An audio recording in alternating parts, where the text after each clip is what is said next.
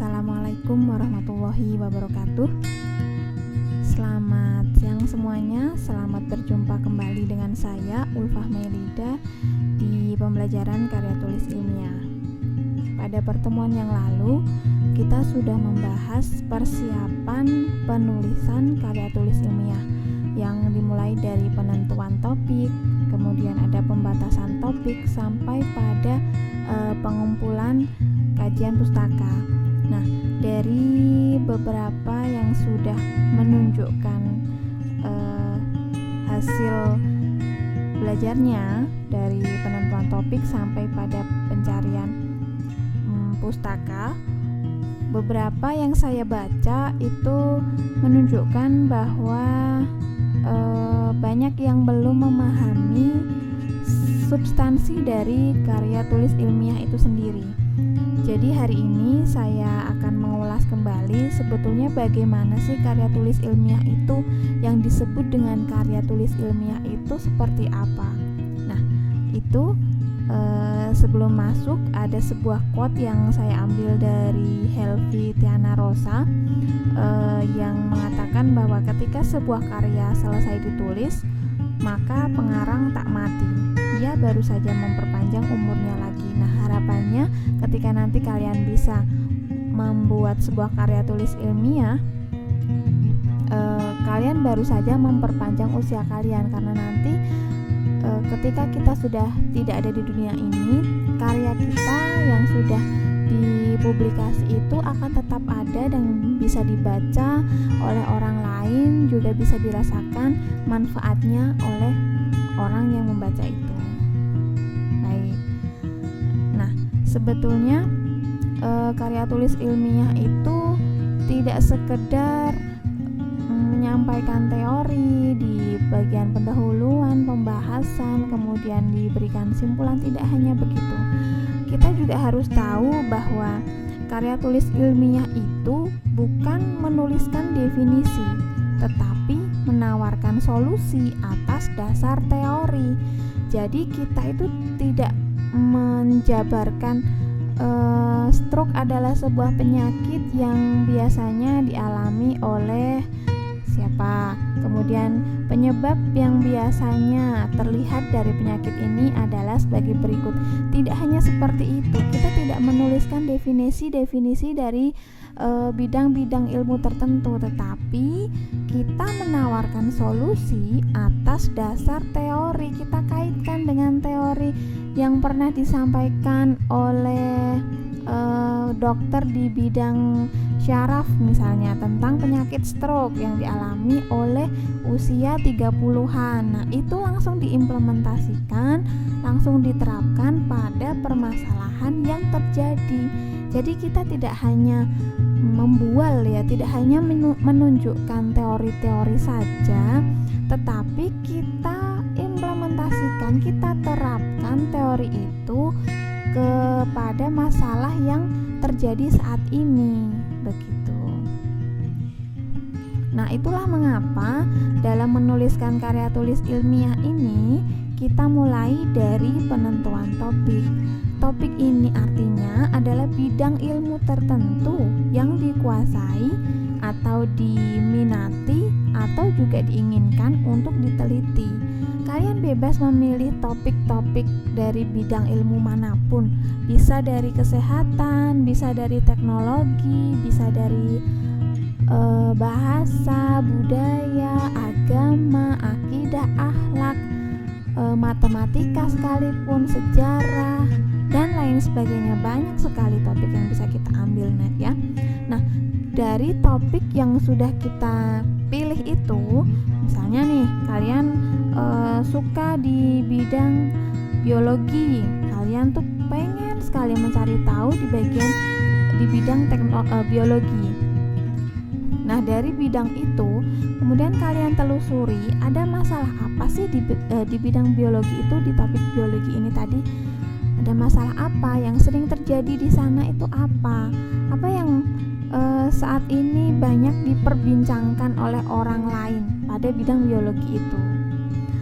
Kemudian jika kalian sudah temukan satu hal yang yang menjadi perdebatan dari masyarakat saat ini di bidang biologi, atau satu permasalahan yang dialami oleh seseorang di bidang biologi ini. Kemudian kita cari tahu lebih dalam siapa saja yang terlibat dalam masalah itu, kemudian mengapa itu bisa terjadi. Jadi kita telusuri dulu permasalahan yang ada dalam bidang biologi itu, masalahnya apa, siapa yang terlibat, kemudian mengapa ini bisa terjadi. Nah, setelah kita mengetahui permasalahan itu, kemudian kita kaitkan atau kita cari dulu teori idealnya itu bagaimana sih. Jadi misalnya di bidang biologi ini tentang mencangkok suatu tanaman, mencangkok pohon kelengkeng. Nah, permasalahan yang dihadapi masyarakat saat ini kesulitan menumbuhkan akar dari cangkokan pohon kelengkeng itu sendiri. Nah, siapa yang sering mengalami ini? Apakah kaum petani, apakah kaum milenial, ataukah kaum, nah ini bisa dikelompokkan sesuai dengan nanti yang dialami. Kemudian mengapa ini bisa terjadi? Permasalahannya di mana kok bisa akar ini tidak tumbuh? Kita telusuri sampai situ. Nah, kemudian kita cari tahu ke teorinya. Kita baca buku yang berkaitan dengan pencangkokan itu sendiri. Idealnya bagaimana agar akar ini bisa tumbuh? Kita cari tahu itu dulu. Kemudian kita berikan solusi kepada orang yang mengalami masalah itu tadi. Kita tawarkan solusi. Kalau menurut buku seharusnya ketika mencangkok kita memakai kertas aluminium foil misalnya. Nah, ini bisa kita jadikan bahan untuk karya tulis ilmiah kita nanti. Kita sudah mengantongi permasalahan, kemudian teori idealnya dalam mencangkok seperti apa, kemudian solusi yang bisa kita taruhkan. Kita juga sudah memiliki satu senjata untuk solusi dari permasalahan yang kita temukan tadi. Nah, kemudian kita juga cari tahu bagaimana penerapannya. Ketika kita sudah sampai pada tahap ini, berarti kita sudah bisa mengerucutkan judul karya tulis ilmiah yang akan kita teliti. Misalnya tadi berkaitan dengan pencangkokan ya, kita bisa mengambil judul seperti ini, misalnya mencangkok keefektifan penggunaan kertas aluminium foil dalam menumbuhkan akar saat pencangkokan pohon kelengkeng. Misalnya begitu. Jadi langsung dikaitkan saja solusinya apa, diterapkan pada masalah apa, dan kepada siapa. Itu langsung kita tulis dalam satu kalimat judul. Nah, dari situ nanti baru kita tahu, oh berarti bidang yang kita teliti nanti berkaitan dengan pencangkokan, kemudian ke kertas penerapan kertas aluminium foil, kemudian pada masyarakat apa. Nah, itu ya. Nah, lalu yang sering muncul pertanyaan itu adalah dari mana kita bisa tahu masalah seperti itu?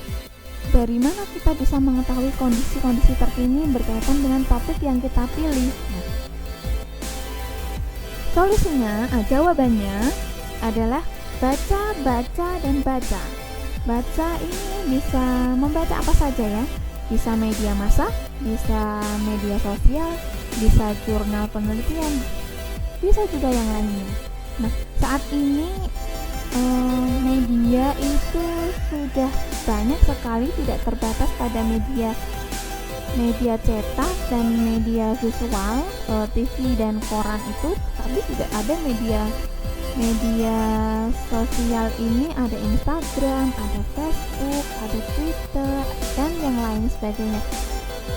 Ini dari media-media itu kita lihat, kita cari, kita telusuri berkaitan dengan topik yang kita inginkan tadi. Misalnya di bidang biologi, tulis saja di kolom search itu di penelusuran itu. berita terkini di bidang biologi misalnya yang spesifik. Kalau kita belum memiliki gambaran sama sekali, baru topiknya saja, ketik saja seperti itu. Nanti jika sudah muncul beberapa berita, kok kalian tertarik di salah satu berita, maka itu kemudian kita ketikkan di kolom pencarian lagi yang lebih spesifik di luar biologi itu tadi gitu. Nah dari situ nanti kita ketahui, oh berarti ada masalah seperti ini, oh berarti ada kasus seperti ini. Nah itu jadi kuncinya adalah membaca. Kita itu jangan malas membaca, cari tahu, tanya, itu juga sangat-sangat kita butuhkan ketika kita akan melakukan penelitian. Selain itu kita juga bisa mengetahui permasalahan dan kondisi saat ini berdasarkan pada pengalaman pribadi dari diri kalian sendiri, dari pengetahuan, pengalaman yang pernah kalian alami di hari-hari belakangan ini atau hari-hari sebelumnya. Misalnya, oh dulu saya juga pernah dapat tugas mencangkok tapi nggak berhasil. Nah itu juga bisa menjadikan bahan untuk penelitian kalian, begitu ya. Jadi mulai sekarang sebelum kalian menulis karya tulis ilmiah, kalian gali pengetahuan, gali pengalaman, juga gali informasi. Cari tahu dulu, jangan hanya sekedar oh aku dapat tugas nulis karya tulis ilmiah nih, disuruh cari topik, kemudian ada pembatasan topiknya sampai ke mencari pustakanya.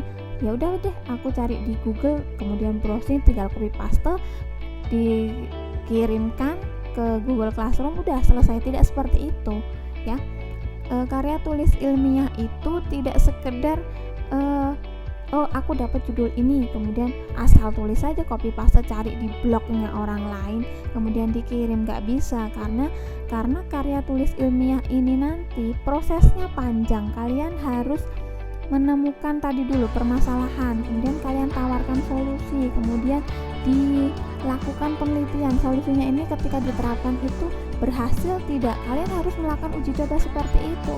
Nah kemudian jika berhasil, tuliskan keberhasilan itu seperti apa. Jika tidak berhasil pun tidak dituliskan apa penyebab ketidakberhasilan itu. Nah itu yang menjadi hasil penelitian itu tadi, itu yang kalian laporkan dan yang akan menjadi karya tulis ilmiah itu. Jadi ketika ada orang lain yang membaca tulisan kalian, maka mereka akan tahu, oh berarti pernah ada orang yang mencoba untuk mencangkok menggunakan aluminium foil ini, ternyata berhasil. Oh ternyata kalau pakai ini lebih cepat hasilnya, oh kalau pakai ini ternyata gagal, dan sebagainya. Jadi orang lain itu merasakan manfaat dari penelitian, percobaan yang kalian lakukan, begitu ya. Perlu kalian ingat juga satu hal ini, karya tulis ilmiah yang baik adalah karya yang dapat dirasakan manfaatnya oleh orang lain. Jadi kalau yang kemarin masih menuliskan umum saja, topik umum yang kalian sendiri tidak paham isinya, itu mulai sekarang diganti pemahaman kalian yang seperti itu. Kalian cari tahu dulu permasalahan yang dekat-dekat sajalah dengan kalian, tidak perlu yang jauh-jauh. Kita tidak perlu membicarakan hal-hal yang tidak mungkin. Kalian dari dekat saja di sekeliling kalian, tentang kehidupan sosial kalian, tentang pembelajaran daring, tentang kecanduan HP, kemudian tentang media sosial, tentang fenomena TikTok, YouTuber, dan lain-lain. Itu bisa dipakai untuk bahan kalian menulis karya ilmiah, gitu ya. Baik, setelah ini kalian perbaiki tugas minggu lalu untuk menyusun topik, kemudian pembatasan topik, kemudian pada pencarian pustaka. Pencarian pustaka itu juga tidak sekedar menuliskan judul artikel, judul buku, tapi kalian betul-betul cari artikel dan buku yang berkaitan dengan pembatasan topik yang sudah kalian tentukan itu tadi. Cari artikel dari Google Scholar, ketikkan Scholar di Google, kemudian klik Google Scholar. Itu isinya adalah artikel-artikel penelitian sebelumnya artikel-artikel penelitian yang sudah ada. Kalian cari di situ, ketikkan kata kunci sesuai dengan pembatasan masalah kalian, pembatasan topik kalian. Kemudian kalau ketemu diklik di download ya. Begitu, saya harap setelah ini kalian bisa memperbaiki tulisan kalian dan bisa mendapatkan hasil maksimal. Sekian, saya akhiri. Wassalamualaikum warahmatullahi wabarakatuh.